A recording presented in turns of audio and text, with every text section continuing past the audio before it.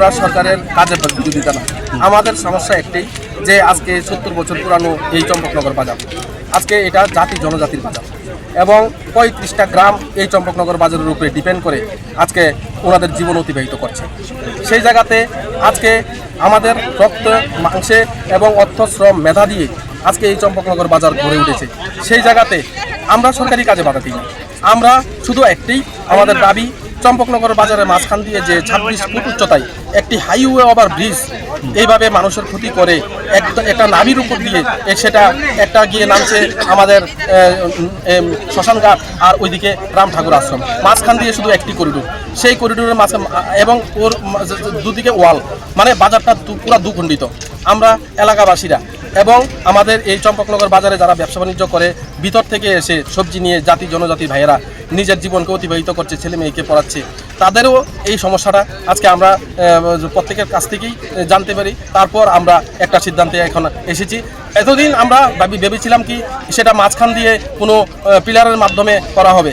আমরা যখন আমাদের অভিভাবকের সাথে কথা বলেছিলাম, উনি বলেছেন উনিও জানেন না। তাহলে আমাদের অবস্থাটা কি হবে?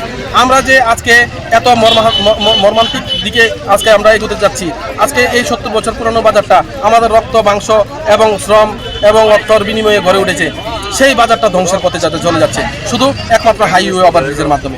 আমাদের সরকার এবং রাজ্য সরকার, কেন্দ্রীয় সরকারের কাছে আমাদের একটাই অনুরোধ, আমাদের এই ব্রিজের এই মর্মান্তিকর দিক থেকে আমাদেরকে রক্ষা করার জন্য আমি আমাদের ব্যবসায়িক বৃন্দরা সবাই মিলে আজকে এই সরকারের কাছে আমরা আবেদন রাখছি, আমাদেরকে এই ব্রিজটাকে চম্পকনগর বাজার থেকে সরিয়ে বা আমাদেরকে কোনো না কোনো যাতে খোলামেলাভাবে আমরা আগে যেভাবে ব্যবসা প্রতিষ্ঠান আমরা গড়ে তুলেছি করছি সেইভাবে যাতে সেটা অক্ষুণ্ণ থাকে, সেটাই আমাদের দাবি। আর আমাদের সরকারি কাজে কোনো বাধা দেওয়ার আমরা করছি না, আমরা সরকারি কাজকে সহযোগিতা করছি এবং আমাদের একমাত্র দাবি একটাই, এই হাইওয়ে ওভার ব্রিজ।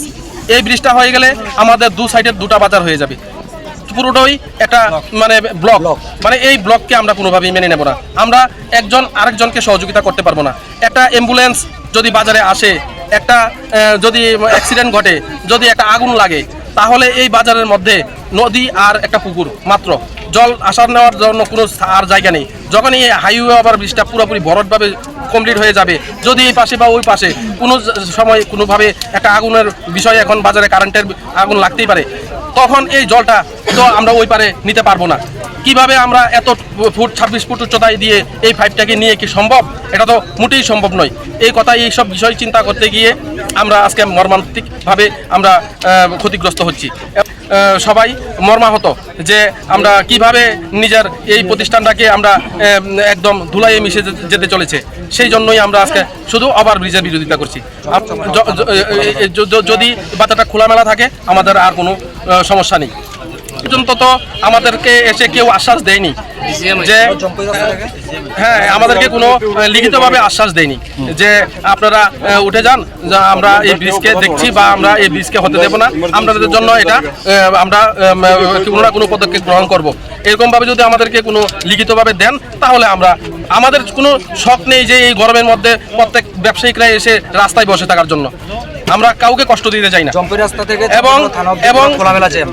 এবং ত্রিপুরা রাজ্যের মধ্যে এরকম কোন বাজার আছে যে 70 বছর পুরানো রানিং বাজারের উপর দিয়ে হাইওয়ে ব্রিজ করে নেওয়া হচ্ছে?